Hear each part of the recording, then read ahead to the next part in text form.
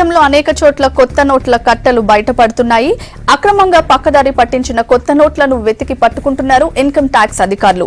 ఈ ఉదయం బెంగళూరులో 2,25,00,000 రూపాయల విలువైన కొత్త నోట్లను ఇన్కమ్ ట్యాక్స్ డిపార్ట్మెంట్ సీజ్ చేసింది.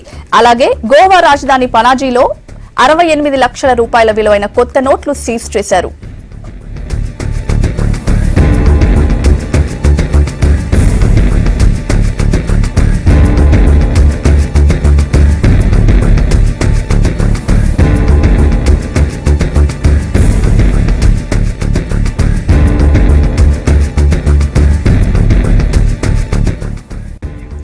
దేశంలో అనేక చోట్ల కొత్త నోట్ల కట్టలు బయటపడుతున్నాయి.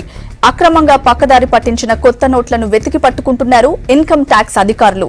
ఈ ఉదయం బెంగళూరులో 2,25,00,000 రూపాయల విలువైన కొత్త నోట్లను ఇన్కమ్ ట్యాక్స్ డిపార్ట్మెంట్ సీజ్ చేసింది. అలాగే గోవా రాజధాని పనాజీలో 68 లక్షల రూపాయల విలువైన కొత్త నోట్లు సీజ్ చేశారు.